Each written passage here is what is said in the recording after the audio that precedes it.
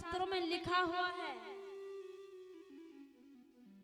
और हमारे साधु संतों ने एक 10वां ग्रह और बना दिया। वो कौन है? यशोदा का लाला। ये भैया 10वां ग्रह जिसको लग गया उसका कोई इलाज नहीं है, उसका कोई उपाय नहीं है। शुक्र, शनि, मंगल, राहु, केतु का उपाय सबके लिखे हुए हैं, मगर भैया टेढ़ी टांग वाले का कोई उपाय नहीं है। ये तो जिसे खींचता है ना फिर उसे छोड़ता नहीं है। भगवान कहते हैं मुझे पकड़ना तो आता है, मुझे छोड़ना नहीं आता। आज देवऋषि नारद वृंदावन पहुंचे। यमुना महारानी बह रही हैं, वहां भक्ति मैया बैठी हैं, उनके 2 पुत्र बैठे हैं, ज्ञान और वैराग्य।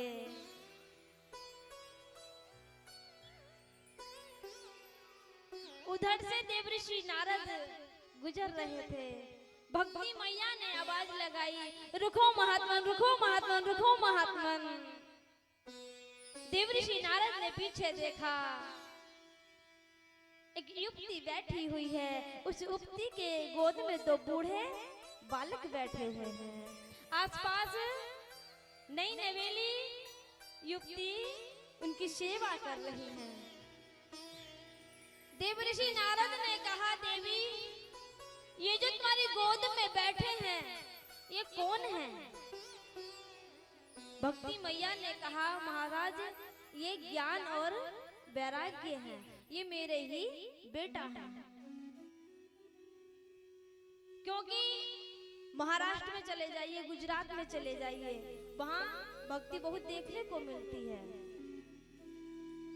मगर भक्ति मैया ने कहा कि महाराज जैसे ही मैं वृंदावन आई, मेरे ज्ञान वैराग्य जो बेटा है वो तो बूढ़े हो गए और मैं नवयुक्ति बन गई। ये जो मेरी सेवा कर रही हैं ये गंगा, यमुना, सरस्वती हैं। कि कोई ऐसा उपाय करो जिससे मेरे बच्चों की बुढ़ापा दूर हो जाए। आज देवऋषि नारद ने सभी वेदों का पाठन कराया, गायत्री जाप करवाया,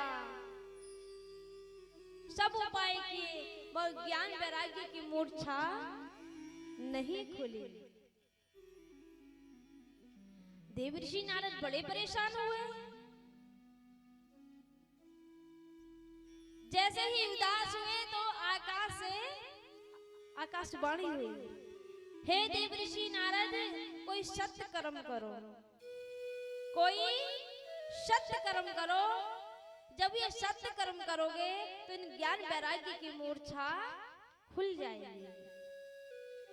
देवऋषि नारद ने सोचा, मैंने सारी कथा सुना दी, सब वेद सुना दिए, शास्त्र ग्रंथ सुना दिए, इनकी उनसे मूर्छा नहीं खुली, तो ये सत्य कर्म क्या चीज है? और वो आज इसी की खोज में निकल पड़े। जगह जगह गए। जैसे ही संतों ने देखा कि देवऋषि नारद सत्य कर्म की खोज में आए हैं, तो कुछ तो आश्रम छोड़ के भाग गए, किसी ने मौन व्रत कर लिया। देवऋषि नारद ने कहा कि भैया मैंने सब कुछ सुना दियो, मगर सत्य कर्म क्या है? तो उन्होंने उस पे लिख दिया कि हमारा मौन व्रत है, हम बोल नहीं सकते। जैसे ही आगे चले उधर से सनकादिक ऋषि मुनि आ रहे थे। जैसे ही सनकादिक ऋषि मुनियों ने देवऋषि नारद को देखा, कहने लगे, महात्मा तुम्हारे चेहरे पे ये उदासी क्यों है? कभी संतों के मुख पे उदासी नहीं होती। तुम्हारा कौन सा धन लुट गया जो तुम्हारे चेहरे पे इतनी उदासी है?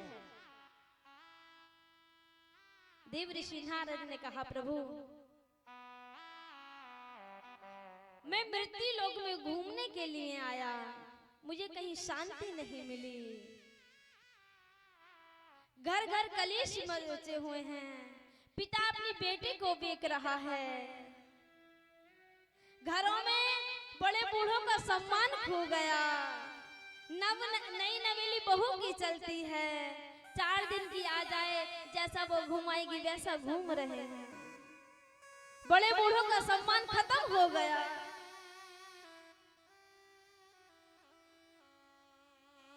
इस कलयुग का संसार के लोगों पे बहुत प्रभाव हो गया। जब मुझे कहीं शांति ना मिली, मैं श्रीधाम वृंदावन चला गया। जैसे ही वृंदावन पहुंचा तो मुझे भक्ति मैया मिली और उनके 2 पुत्र थे, ज्ञान और वैराग्य। कथा समझ में आ रही है ना? मैया ना समझ में आए ना मोई बता दियो। अच्छी लग रही है ना? देखो तुम्हारे प्रेम ने मुझे फिर से बुला लिया, मुझे बड़ी खुशी होती है। मैं ना आऊं किसी और को बुलाना, मगर इस गजरोले में भगवत चर्चा 1 साल में चलती रहे। ये जो गंगा है, गंगा की धारा बहती रहे। देव ऋषि नारद ने कहा, हे महात्मन, मैंने ज्ञान वैराग्य को सभी ग्रंथ सुना दिए, सभी शास्त्र सुना दिए, गायत्री जप करा दिया, मगर उनकी मूर्छा नहीं टूटी। फिर आकाशवाणी हुई कि कोई सत्य कर्म करो। ये महाराज जी बताइए सत्य कर्म क्या है? तो सनकादिक ऋषि हंसे, कहने लगे, महाराज हम भी ब्रह्मा जी के पुत्र हैं, आप भी ब्रह्मा जी के पुत्र हो, आपको भी तो भागवत कथा सिखाई थी ब्रह्मा जी ने, आप भूल गए? कह लगे भागवत जी? कह हाँ सुनाई तो थी। कह रहे वही तो सत्कर्म है। कहने लगे इतने बड़े बड़े ग्रंथ मैंने सुना दिए, तो ये भागवत जी क्या है? तो सनकादिक ऋषियों ने कहा, ये जो भागवत है ये सभी ग्रंथों का निचोड़ है। उन्होंने पहला उदाहरण दिया कि देव ऋषि नारद एक बात बताइए, चीनी तुम गन्ने से एकदम निकाल लोगे? एकदम आ जाएगी घर में? नहीं आएगी ना। पहले गन्ना बोया जाएगा जमीन में, उस गन्ने को छीला जाएगा, फिर क्या बोलते हैं उसे, कोलू पे जाएगा, पिलेगा, गुड़ बनेगा, जब उसकी चीनी बनेगी, जब उसे तुम डाल कर पियोगे। कह रहे महाराज समझ में नहीं आया हमारे, थोड़ा सीधे सीधे से समझाइए। दूसरा कहा कि तुम दूध का दीपक जला लोगे? जल जाएगा? जला लोगे? नहीं जलेगा ना। पहले गाय का दूध निकालोगे, फिर बरोसी में रखोगे, फिर उसे जमाओगे, जम के फिर वो चलाया जाएगा, फिर मक्खन आएगा, मक्खन को ताया जाएगा, और जब वो घी निकल के आएगा तब वो दीपक जलेगा। तो देव ऋषि नारद के दिमाग में आ गया, कह ले ये जो भागवत है ये सभी ग्रंथों का निचोड़ है। जैसे घी को दूध से निकाला गया दीपक के लिए, वैसा ही 18 पुराण में से ये भागवत जी को निकाला गया। तो देव ऋषि नारद कहने लगे, तो फिर देरी काहे की, शुभ काम में देर क्यों? हरिद्वार गए, सुंदर सा आसन बनाया, सनकादिक ऋषि को विराजमान किया, और देव ऋषि नारद जी कथा सुन रहे हैं। जब तो कहते हैं क्या, मिलती है साधुओं की संगत कभी कभी,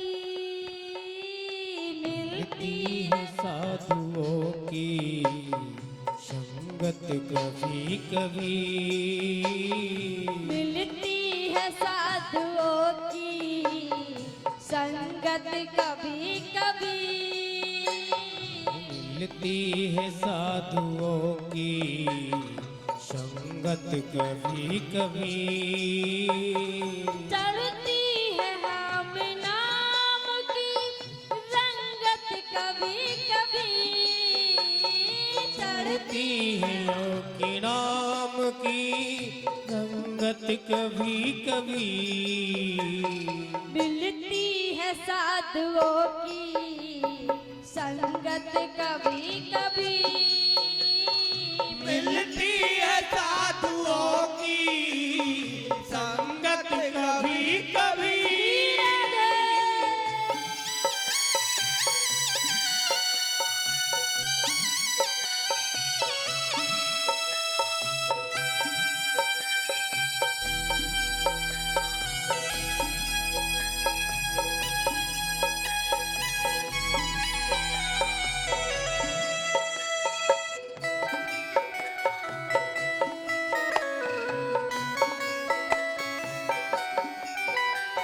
और क्या कहते हैं संत,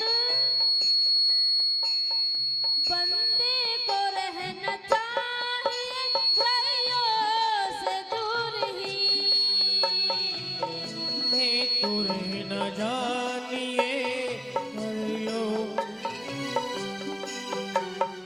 बंदे को रहना चाहिए बुराइयों से दूर ही, मैं तो रहना चाहिए बुराइयों से दूर भी ले डूबती है कुसंगत भी कभी कभी,